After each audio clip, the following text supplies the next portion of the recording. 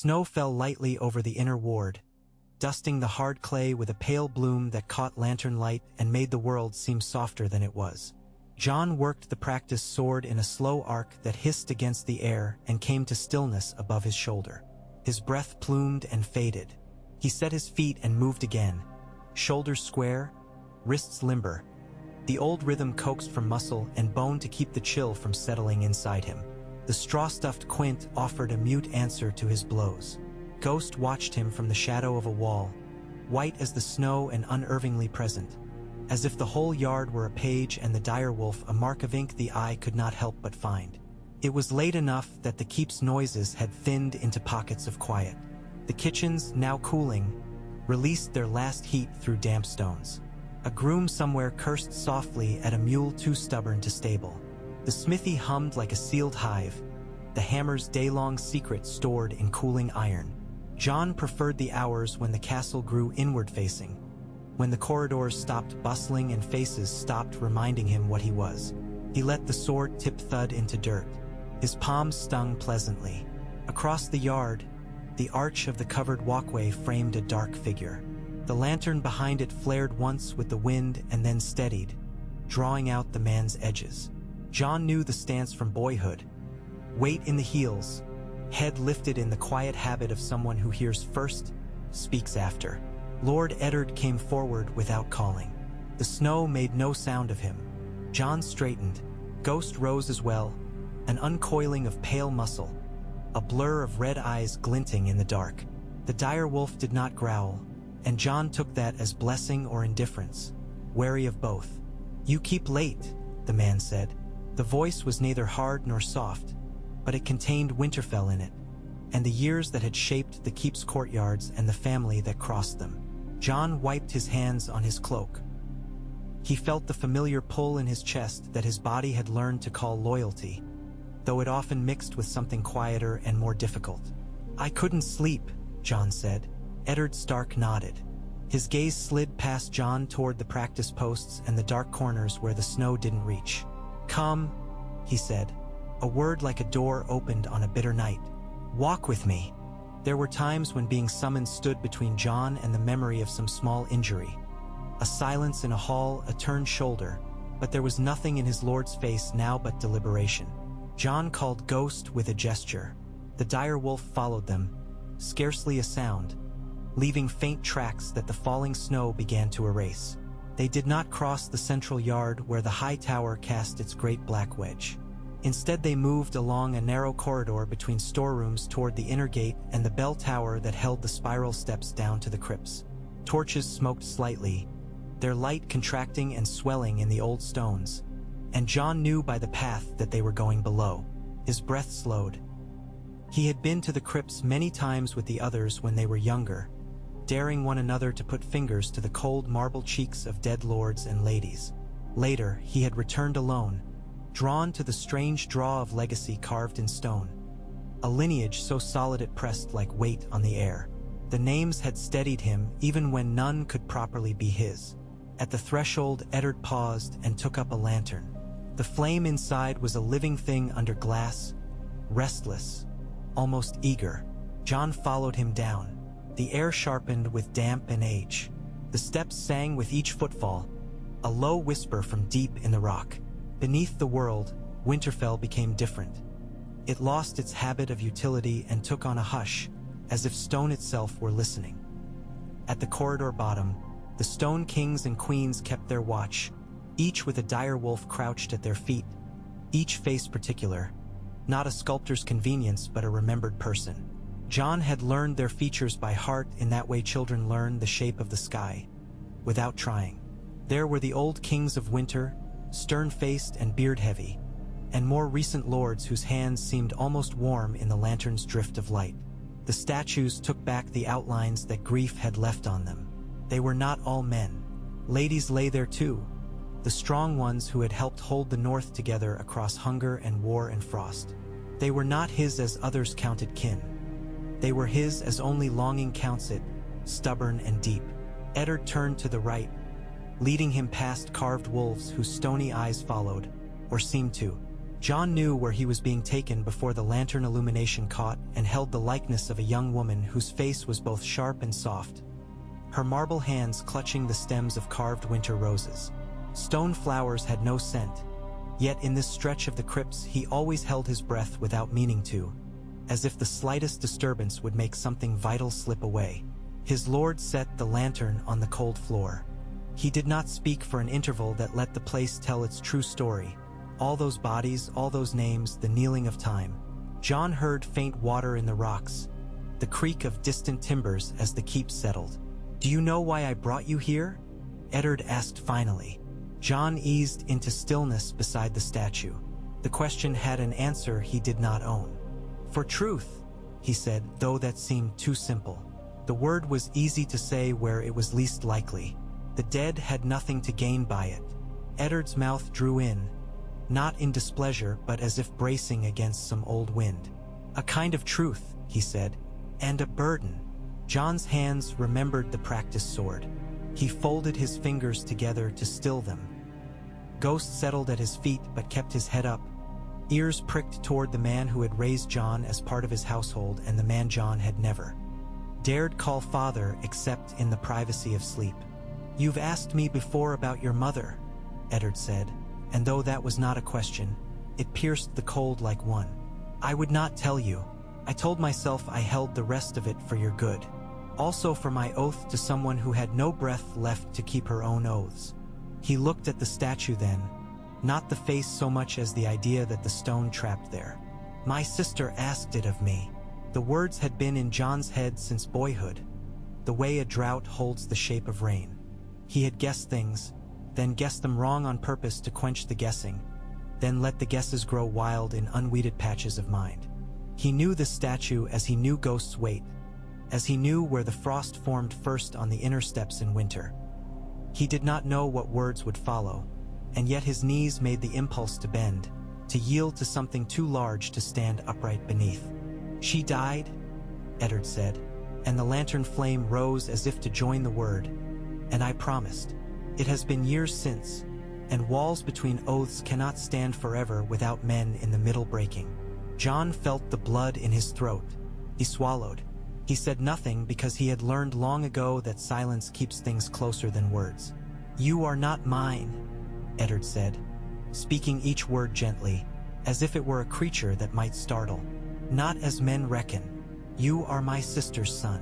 The corridor did not lurch or tilt. It simply became a new corridor where a different life had always been. Jon did not think anything at first. Later he would recall details.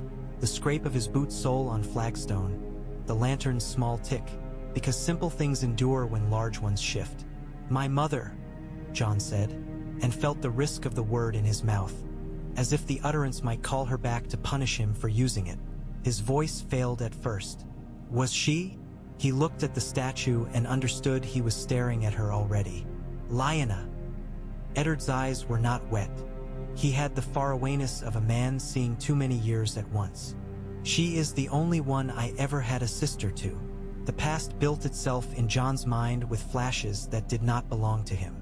A girl running in a courtyard, quick and certain, with a look that dared the world to decide her path. A scent that had never lived down here. None of it was memory, but it pressed against him as insistently as something beyond a door. Jon's mouth made a shape around the next name before he spoke it. Took a long time to summon, and even then it felt like saying a winter month backwards. "And my father?" His lord took a breath and let it go. The lantern danced and steadied. "Your father is the reason men died for nothing, and for something, and for their own honor when honor was all they could salvage from a ruin. Your father is the reason I keep certain scars and certain silences. He was a man whose name would make a boy a target and a man a banner."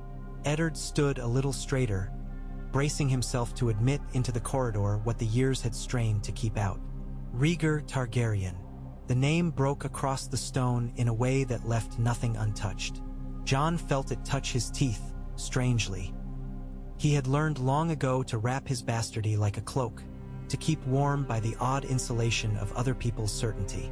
Now the cloak slid. He saw himself less clothed, more made of something the air could find. A prince, Jon said, and wondered why he had chosen that small word. It was a word men used to make a man far away. The truth here was not far at all. He was that, Eddard said, and more and less depending on who tells the tale.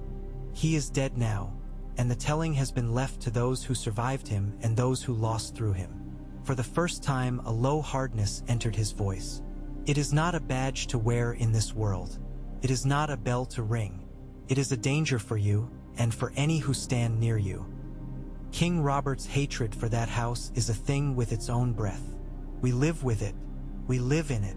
You kept me, Jon said. He heard how plain it sounded and felt, too, that it contained more than it appeared to. I kept you, Eddard said, and something in that acceptance smoothed the grain of the crypt's old air. I decided that love was more important than any right opinion that might be held about me. I decided that a promise made to a dying sister was a shape my life would grow into, whether I wished it or not. I decided you would live and belong, as far as I could make it so, in a place where the snow and stone cared nothing for the crown and its grudges. Jon thought of the years of half-welcome at the high table, the soft winter boots fetched up from stores left over from other children's winters, the hours of companionship along the walls with Robb, the skirmishes with Theon that ended with bruised shins and iron-smelling fingers, the way Arya found him as if there were a string between them others could not see.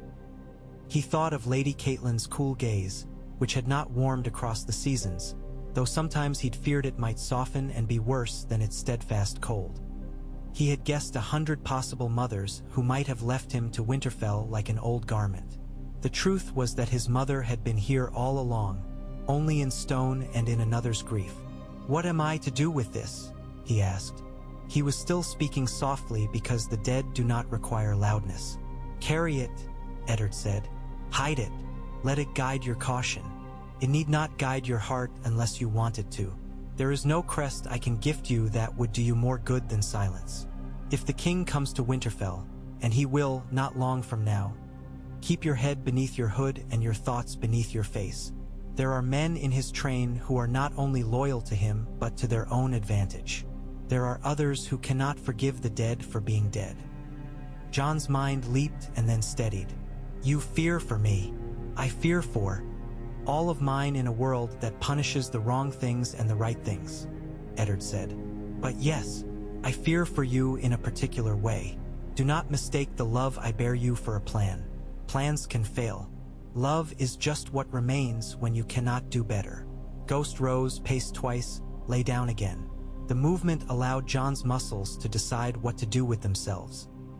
He breathed and found the air a little crueler than before, as if it required more of him just to fill his chest.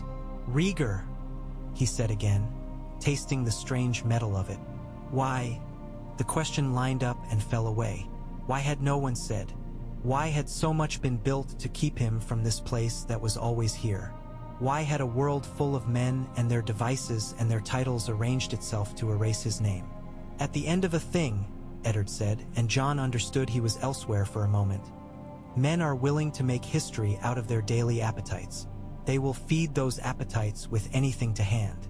I chose to feed mine the truth and the promise that my sister pressed into my hands. It meant you would live. It meant I would bear the weight of an untrue tale about myself. It meant my wife would not forgive me completely for reasons that were and were not what she thought. He let a breath slip out. I have found I can live with that. Jon did not know if he could live with this, but not knowing had never stopped him from waking in the morning, pulling on his boots, and making his way through a day built by other men's choices. His life had never waited for his permission. Who else knows? Jon asked. Few, Eddard said. Maester Luwin was told only what he needed to help me keep you safe and whole. Howland Reed knows. He is a man who keeps marshes and promises. Perhaps one or two others who were in that last place with me before I returned north. Not even my wife. She knows only what she has believed, and I have found that belief can be as strong a wall as any other. Jon nodded and then realized the man beside him could not see a nod in the near dark properly. I will not speak of it. You will not, Eddard agreed, unless the world turns in such a way that truth would save more than it would doom. I am not ready to say such a turning is impossible. I am not so proud as to think I have guessed everything that will matter." For the first time, a crooked half-smile touched his mouth. Jon learned, in that instant, that his lord could be surprised by himself. "You should know this too," Eddard added. "The choice I made then was to give you one name to live under where men would stop at last asking you for another. But you are of two houses in blood. No stone knows this, and perhaps that is best, but it is true. You will decide what you are, or you will refuse that and let the world decide for you. Those are often the choices we have, and they both require backbone." Jon studied the stone woman and tried to conjure the sound of her voice. He failed at that, but he did not fail at seeing her as a daughter, as a sister, as someone whose future had been stopped and whose last act had been to put a life into passage like a boat pushed out onto a black lake. "What would she have wanted of me?" "Life," Eddard said. "Always that. Life that was not haunted by banners. Life that let you become particular, not simple." Jon did not know if life and particularity were things one could arrange through will. He suspected they were things you left out like vessels in the snow to see what the sky would give them. But hearing them named warmed him against the stone cold. Eddard took up the lantern. The light gathered itself.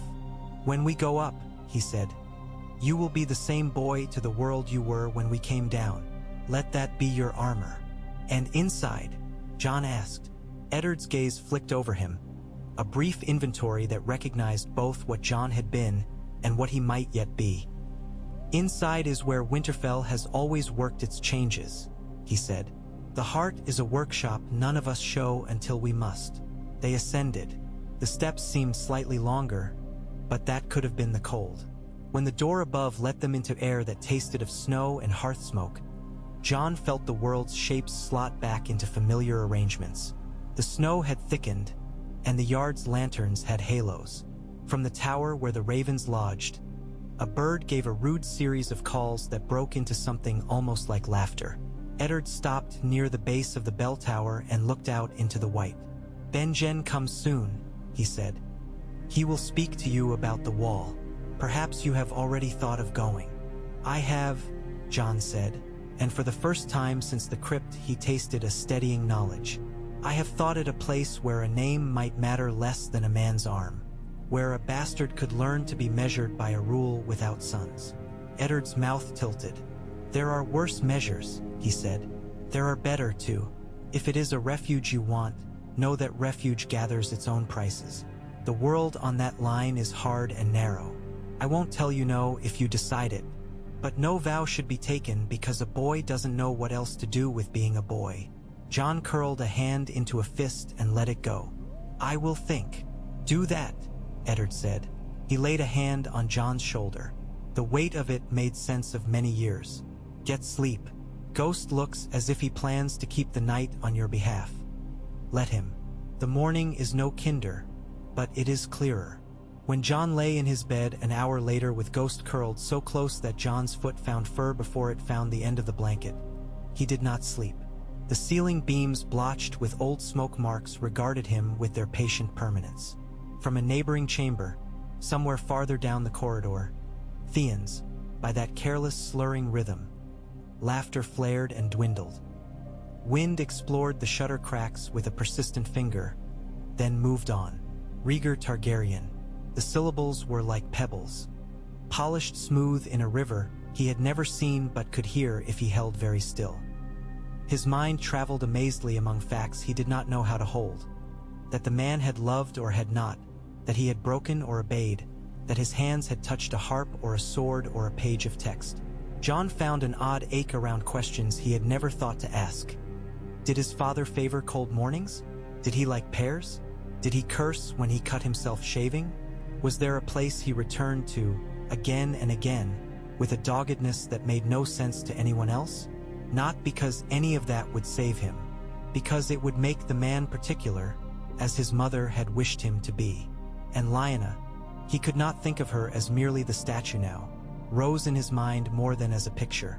She was a problem the world had failed to solve correctly. He wanted to stand next to the carved marble and say, "I am here, I am what you left, I am the sum of a promise and a miscalculation and a kind of daring. He felt foolish and solemn even in his own chest.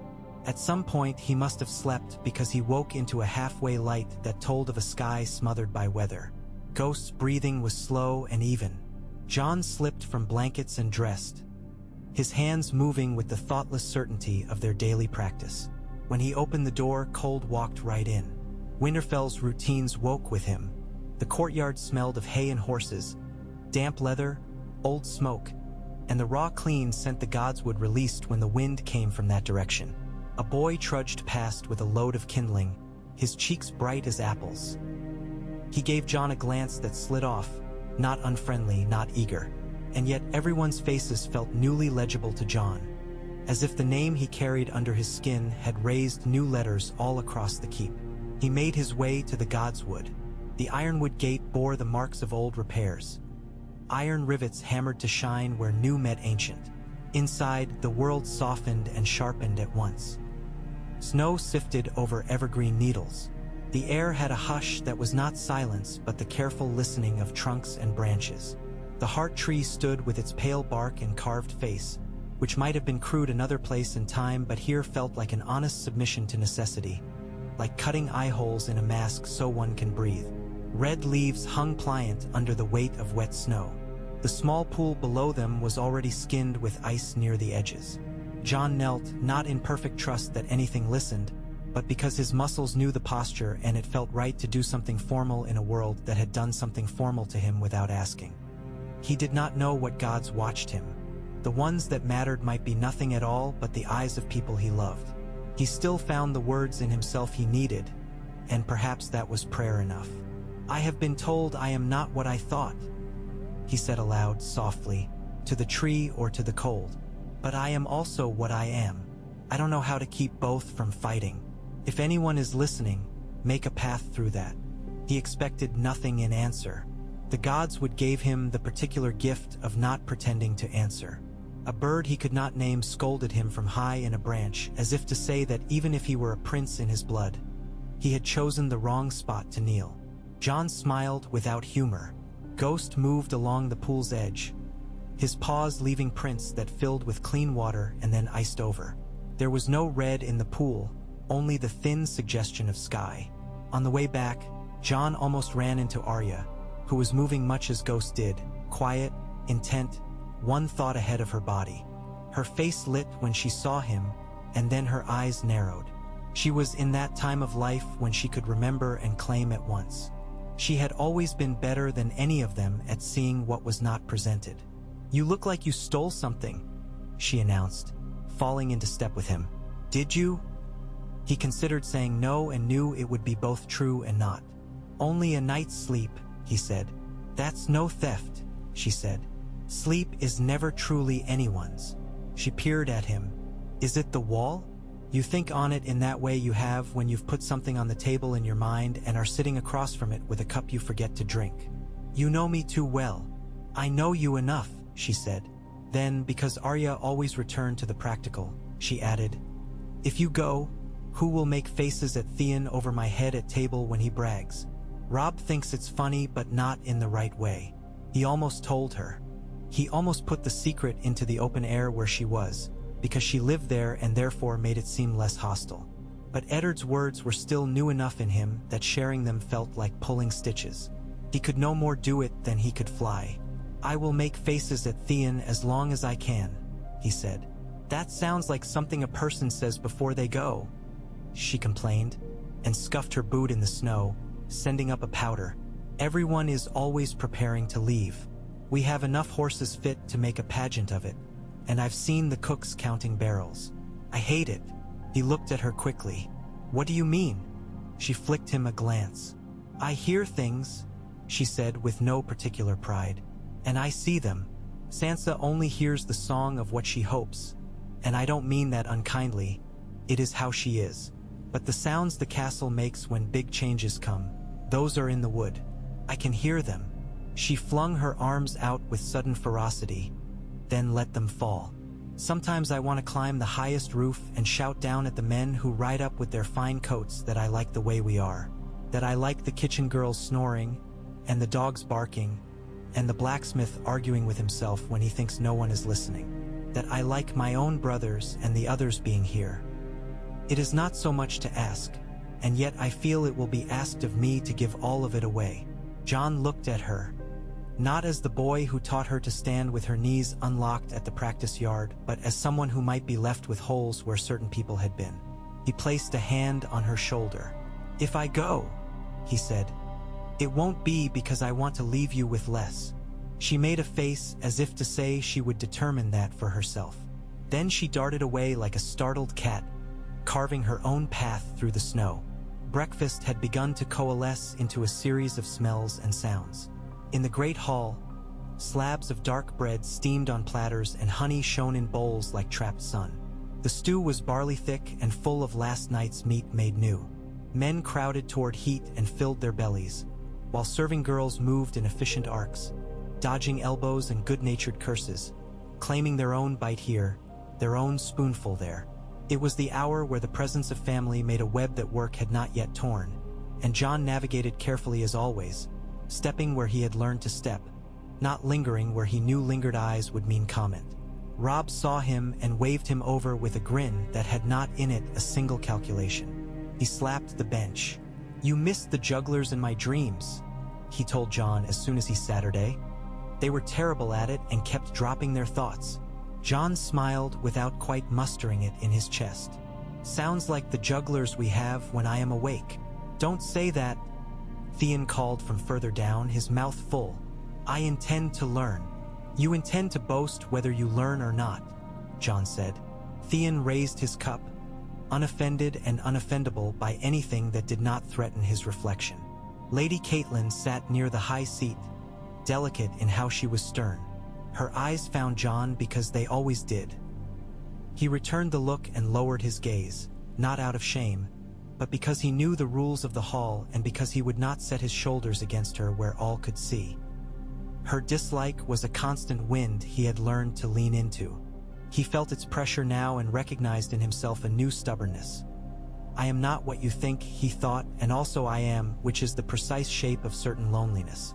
Maester Luwin appeared from an angle Jon's body already recognized, bearing a small tray of something that steamed and smelled restorative.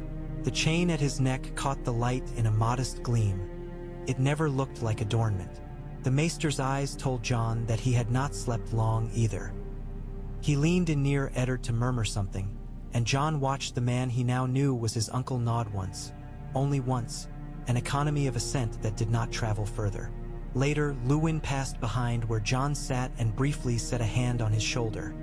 It might have been only for balance in the crowded hall. Jon felt that hand as if it had found a number spelled on his back.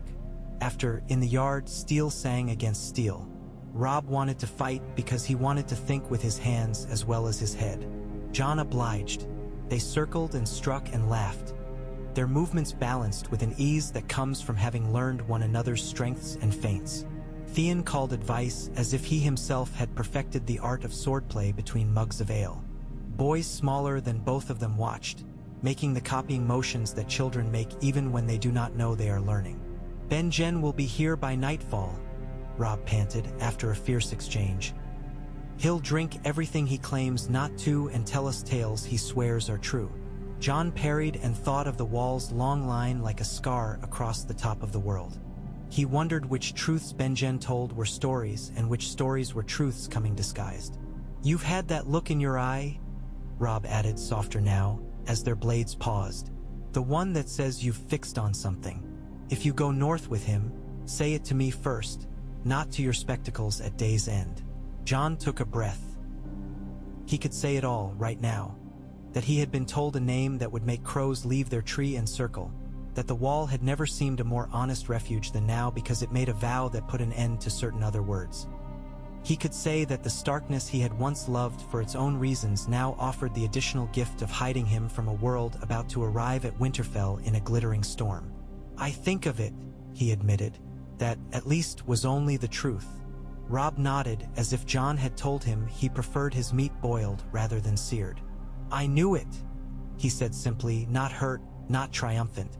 You've always been willing to put yourself against a line and see which bends first. Later, Jon found Benjen standing with two of the garrison men. His face wind-chafed and pleased with discomfort the way only men who have chosen the north truly are. He clasped his nephew, then held him at arm's length to take measure of what time had done. "You look grown into," Benjen said, "as if you and your bones struck an agreement." "I'm taller than Robb," Jon said, and Benjen laughed, a bark that came from some earnest place. "You always were keen to beat a measure," Benjen said. "Do you still want what you told me last we spoke?" Jon swallowed. He had told Benjen before of his hunger for the Night's Watch, of his desire to be counted in a fashion that did not rank him under a father's name he couldn't claim. That hunger had been clean then. Now it had a burn in it, a shine like forged metal. "I want a place where my name doesn't trip anyone," Jon said. "I want a rule that is not another man's opinion. I want no children to bear what I bear." He hadn't meant to say the last, but it came and sat between them without disguise. Benjen's eyes softened and then were simply the eyes of a man who knows a simple thing and a complicated thing are often the same. "The wall can give you some of that. It will also take from you other things you have no measure of yet. That bargain is different for everyone, but I will not tell any man he is wrong to make it. I will tell him to make it with eyes open." "My eyes are open," Jon said. He felt a brief urge to confess everything, to say the name that would turn conversation into strategy. He did not. He had learned last night that to live was to accept the feeling of words sitting behind the teeth like water held and not swallowed. Benjen clapped him on the shoulder. "Then we will speak again when the king has come and gone." He flicked a snowflake from his sleeve. "His coming will stir all manner of things that like to lie at the bottom of ponds. Best to let them settle and then see the shape of what remains." The day moved like a creature with the slow intention of winter. Tasks were done without hurry and yet fully. The kitchens took inventory with the precise fussiness of those who know that a larder is a kingdom. The glass gardens were checked for cracks where the cold might creep in and kill something tender that had been coaxed to live where it should not by rights. Boys ran errands with the vividness of boys who would grow into men whether anyone halted them to speak or not. As the light gave up, crows gathered along the wall walk, poised like notes on a stave. Jon, drawn by a strange quietness inside himself, went again to the crypts. He did not carry a lantern. He moved by the memory of distances, letting his fingertips trail along the wall just enough to keep his path straight. The cold here wasn't the same as above. It had the taste of kept secrets. He stopped by Lioness' statue and listened to his own persisting breath. He wanted to be angry with the dead.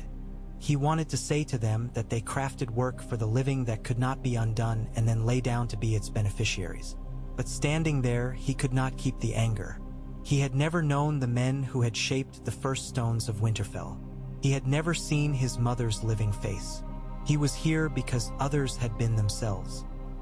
He could hardly deny them that and ask it for himself. "Benjen says the king will stir the pond," he told the stone, feeling foolish, feeling too exposed, feeling a comfort in the foolishness because it made him a boy again for a moment with permission to be wrong out loud. "Father, Lord Eddard, says to hide in plain sight. Ghost says nothing, which makes him wiser than all of us."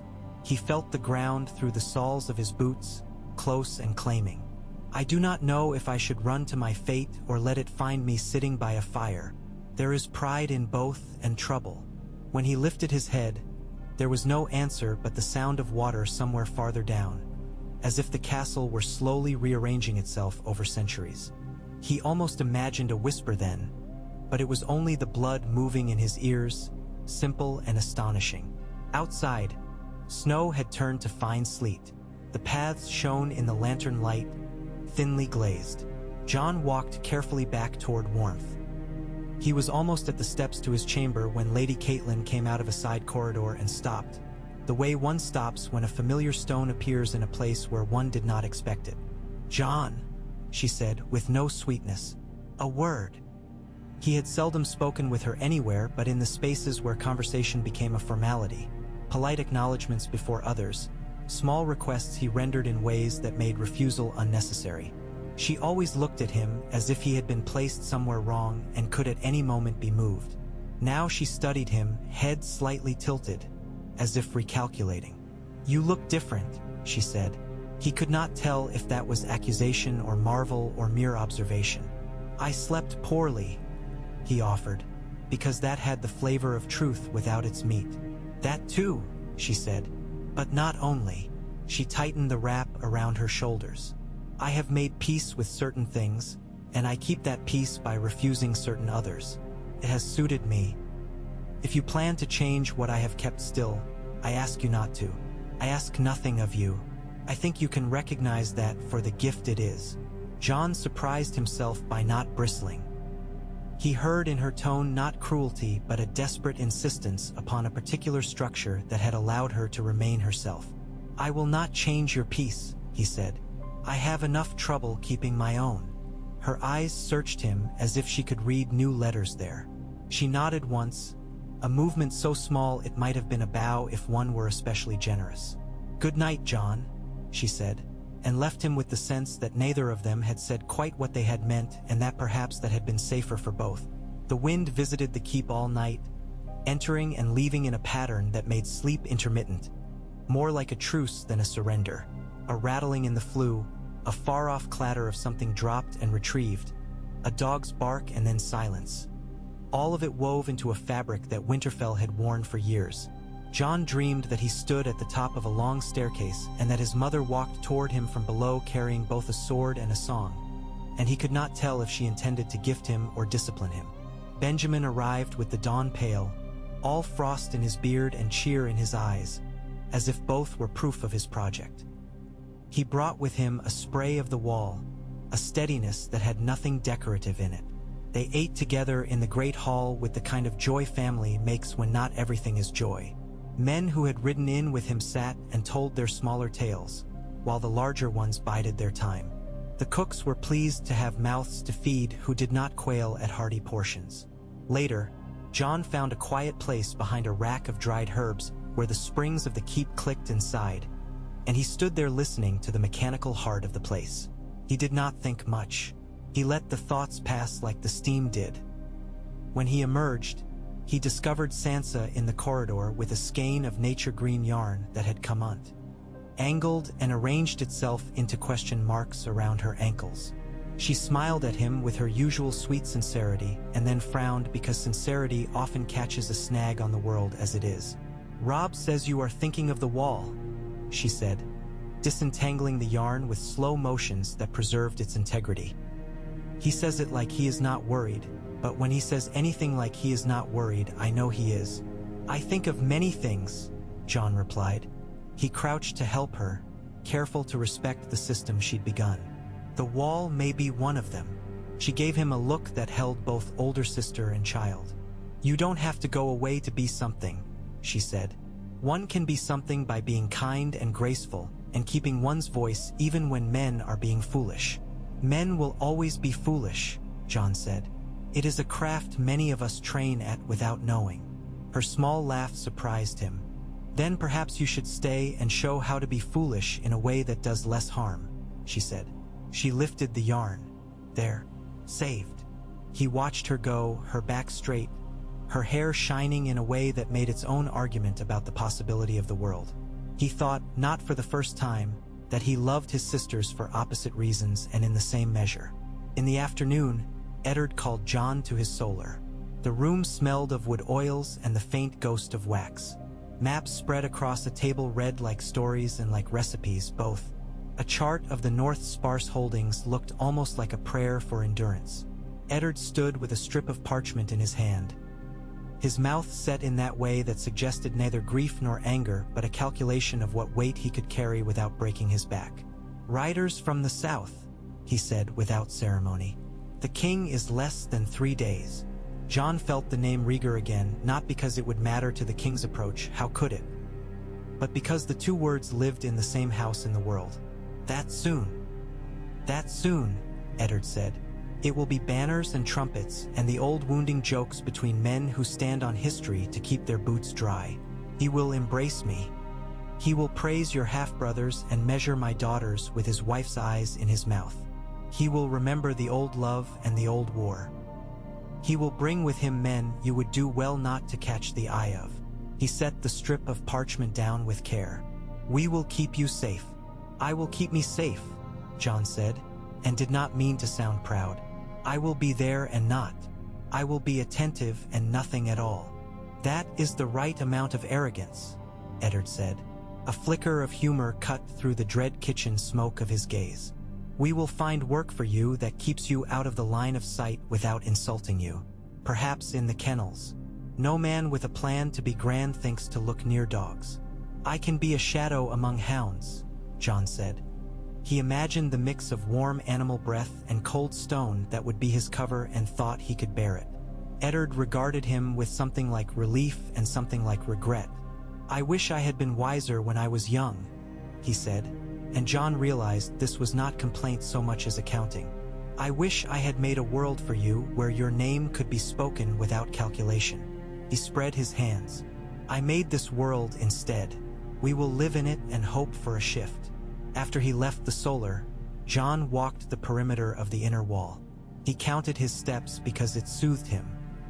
He counted the arrow slits below the parapet far walk and noted where the mortar had crumbled slightly and where it held fast. He greeted men on their posts by name and remembered which had a wife in the keep and which in a nearby village and which had no one at all. He was careful to make himself useful without making himself conspicuous, a trick he had learned before he could carry a sword. Night found him again in the Godswood. The sky had cleared into a hard plain of stars. They lay over the world like salt scattered on a black table. The air's bite made his nostrils flare with the need to take it in. The heart tree's face gleamed pallid, as if moonlit even where the moon did not directly touch it. He sat with his back against the trunk and felt his spine figure the grooves. He spoke aloud what he had not dared to say to anyone. I am what I am and what I am not. The first is a boy who loves his brother and his sisters and the man who raised him. The second is a man whose name will make other men unsheath. I will keep both, because discarding either would ruin me in different ways. He closed his eyes. If there is wisdom in that, it is not mine. I am stealing it from the cold. Ghost pressed his head into Jon's thigh. Jon's hand slid over the wolf's skull and found the places where the fur turned a different direction. He was overtaken then by a memory that could not be a memory. A woman saying, with fierce tenderness, "You are not a banner. You are a boy." He set his teeth and let the feeling pass through him. When he opened his eyes, the Godswood was only the Godswood again. The night only night. That was gift enough. He slept badly and woke early. Work filled the castle like water poured into a cask. The news traveled faster than any horse. The king was close. Banners would be hung. Banners were being shaken from storage and beaten to dislodge the old dust. Carpenters checked the stands that would be used for the reception. The kennel master shouted the dogs into a more orderly excitement. Girls argued cheerfully over which of the king's men would prove decent enough to treat as a lark, and which held their wine too heavy and would be avoided altogether. Someone in the yard practiced a fanfare until the trumpet squealed. Jon made himself small and useful as promised. He supervised the movement of casks from one cool room to another, counted salt cod, directed the hauling of fresh straw to the stables, took orders from grooms and return. Quiet orders to boys with less sense and greater speed. He always had a job in his hands when anyone looked, and when no one looked, he stood still and sifted the day's news for the smallest rumor that might tilt toward danger. The feel of the castle at such times was strange. A household with a visitor is a body that holds its breath and rearranges itself around the foreign bone. He came upon Robb striding toward the main gate with the measured excitement of a man not yet entirely a man and yet nearly there. Robb grabbed Jon by the arm the way brothers do when they have to swear to one another that they have not been replaced by different people with the same names overnight. "We will ride out to meet them," Robb said. "All of us who belong in front, and you will be with us. Damn anyone who says otherwise." He looked ready to defy the world with that, and the sight made Jon happy and afraid. "No," Jon said, gentle, not giving way. "I will not. I cannot. It is better if I am a shadow right now. Father has his reasons." Ihemine. Rob frowned as if refusing a sweet. I hate it. I know, John said. I hate it too. Loving something and hating how it works. That's a trick you'll need. Rob held his gaze a moment, then sighed and let his mouth tilt into something resembling acceptance. If you were anyone else, he said, you'd be more trouble than you are worth. If I were anyone else, John said, I wouldn't be worth the trouble I am. They clapped each other's shoulder without too much sentiment, as if the moment might bite if overhandled. The horns sounded, not the practice fanfare of earlier, but the real thing, layered, confident, backed by hooves. John felt it in his chest as much as he heard it. The yard stilled and then arranged itself into the structure that hospitality demands of any keep. He moved to the edge of the kennels and stood where the view gave him enough of the arrival but not everything. Ghost slipped behind him and tucked himself into the shadows like a thought one decides not to speak. They came up the King's Road in a color-wild serpent, banners snapping, horses sweating froth and showing whites. The colors were unreal against Winterfell's palette of stone and sky. Rich golds, fierce reds, greens as deep as river jungles far to the south. The king rode large in front, belly thrust forward like a boast, black hair threaded with gray, face ruddered more by appetite than destiny.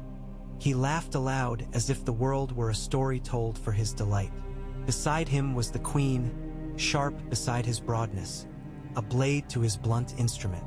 The children came behind, arranged in two neat rows by birth and expectation.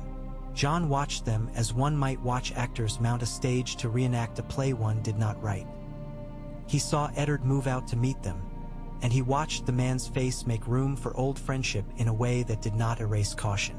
The hug was a small book written in a language that speaks not in words but in held breath, and hands that lingered 2 counts longer than necessary. The queen stood off to the side with an expression one could mistake for the cold if one had never met the cold. The exchange went on, courtesies, feints, the public commerce of affection and rivalry. John observed it the way a man might observe a river he has no intention of stepping into because he has already learned he cannot swim.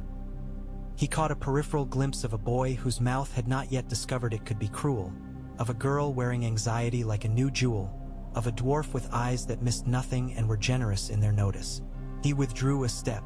No gaze landed on him and stayed, which was the small mercy he and Eddard had worked for.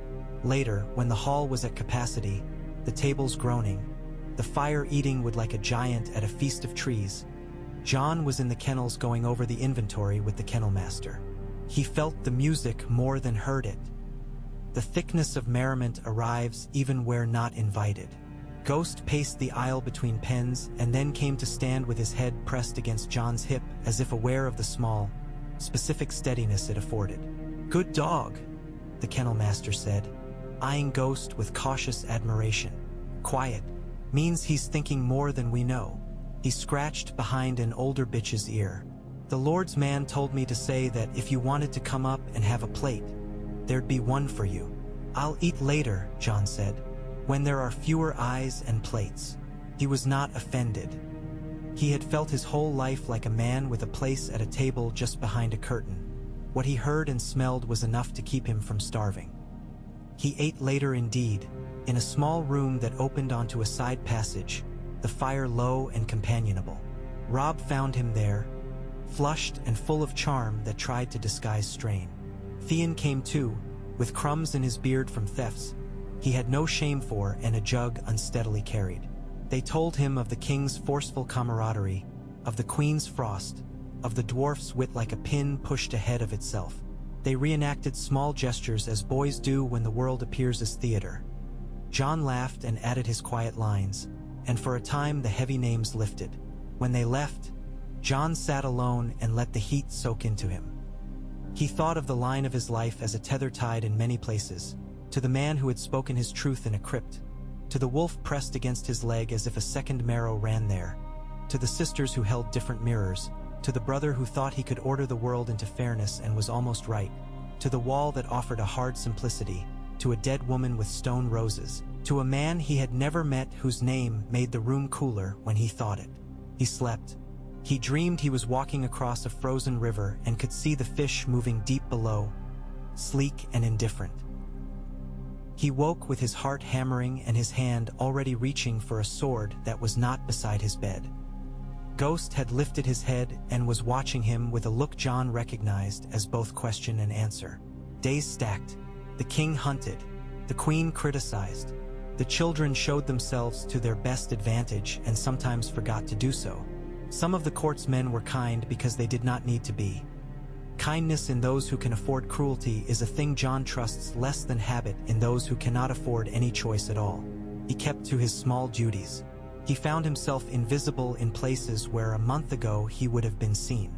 It is a paradox of households that the adding of a great weight makes certain smaller weights vanish from the index entirely. Eddard found him in a corridor one morning when the court was still abed, the air damp with the last of the night's fog. He placed a hand against the wooden paneling as though that could steady the next words. "Robert has asked me to take up the South," he said, "to be his steward in all but name. He asks it as if he knows how to borrow a life." Jon did not feign surprise. He had felt that wind gathering its strength. He also had felt that the man before him would go because that is what people do when the past stands at the door and bids them. "Will you?" "I think I must," Eddard said with no relish. "Not because I wish the South, because I fear what it will be without someone who owes nothing to it and everything to other things." He studied Jon in a new way, as if seeing a version of him that might exist some years hence. "It changes certain calculations." Jon nodded. He had been living all week in a version of himself that might flee. Suddenly he stood in a different version, the one who did not flee, who held the keep by being one of the stones that remained after a wall's central pillar was pulled. He thought of Catelyn's peace and what it would become when her husband went to a place that meant everything old and everything from away. He thought of Robb's warlike dreams and how they would crash against the practical winter. He thought of the girls learning a different grammar of danger. He thought of himself and found less there than he had expected. Or perhaps he found more. "I may stay," he said slowly. "Not because I am less likely to be pointed at above the wall. Because this is my place where a name can be hidden and then held. Because I might be of use when you take half our roof away to fix another man's leak." Eddard's mouth made a shape that had nothing to do with humor and yet was not grief. "You are strong enough," he said, surprise and approval both present. "I would not have asked it of you. You offer it. It may be that the wall is for a later man in me," Jon said, thinking of how a person has many selves inside, some that wake at certain seasons. "Or perhaps the wall never needed me at all. Perhaps I had mistaken its cold for a kind of cleansing. I see now that a person can be cleaned by staying as well as by going. It is a harder scrubbing." They walked in step a while. The castle around them exhaled from the night. Somewhere, a rooster announced a truth rude and repetitive. They both smiled without looking at each other. "Whatever you do," Eddard said, "keep your secret like a candle carried under a cloak. Do not show its light where all can see, but do not let the wind snuff it. It is yours." "I will," Jon said. He thought of the ways he could keep a secret and the ways secrets keep men. He resolved to be the owner. He went to the gods wood one last time before the day slapped him with duties. The heart tree regarded him with its blank attention. He pressed his hand to the bark, feeling the slight give where the living soaked up what it must to persist. He did not pray. He made a promise to himself in a language no god needed to hear. "I will not let the bad version of my life be chosen by the worst parts of other men. I will choose even if the choices are poor." Ghost moved away to the pond's edge, and a glimmer of sun broke the clouds and painted the thin ice with sudden fire. It lasted only a breath. That was enough to show him the pattern beneath. He took it into him as a sign not from gods but from weather, and weather is the truest god of all. The hall filled for another meal at noon.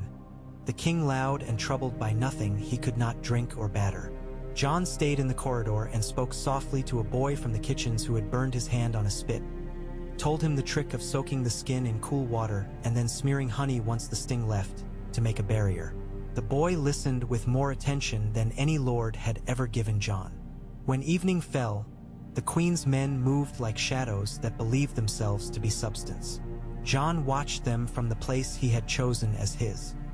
He thought of fire and blood and of the man whose name had cracked him open like a seed in the night. He did not feel grand or destined. He felt tired and stubborn and not entirely alone. He slept. He woke before dawn. He rose. The keep accepted him as it always had, and his steps found the paths that worked. When he passed a brazier, he put out his hands and warmed them over the coals, palms open. For an instant he imagined another set of hands opposite his own across the glow. Hands perhaps finer boned, perhaps carrying scars he could not guess. He thought the name again and felt it settle in him, a little less like a foreign coin and more like an heirloom that you do not display but carry in your pocket at all times, rubbing it now and again to remind yourself both of value and of weight. In the days that followed, he did not become other than he was. He remained the boy who sparred with Robb and wiped sweat into his shirt and made faces at Theon to make Arya laugh and gave Sansa a quiet place to set down her burdens without anyone seeing. He carried supplies. He sorted harness. He listened. He stood with Benjen by the north gate and spoke of the difference between a line drawn and a line lived. He walked with Eddard in the early light and learned how a man's footsteps can be a promise. And sometimes, when no one watched, he went below to the crypt and stood near Lyanna's stone, and he counted himself as she might have wanted him counted. Not by banners, not by grudges, not by the way the world wanted a story to fit neatly against its hunger. He counted himself by the people he loved and by the work under his hands and by the steadiness he could offer to a house he had always thought of as his, and now discovered he had been right to think so. He did not decide everything. He decided only what the day would bear. That, it turned out, was enough to start with. The world moved around him, large and eager. He moved with it and against it and sometimes simply held where he stood. The secret he carried was both a blade and a bruise. He learned how to keep from cutting himself on it and how to avoid pressing it against the wrong edge. He waited. He watched. He became more himself by the slowest measures. Outside, winter rehearsed itself, practicing small sharpnesses in preparation for the day it would take the stage. Inside, where the stone remembered everything, a boy learned how to love more than one truth without letting either devour him. He would not remain always a boy, but for now, still small in the world's accounting and large in the company of his own spirit. He went along the corridors of Winterfell with Ghost at his heels and a future not yet pinned by anybody's hand.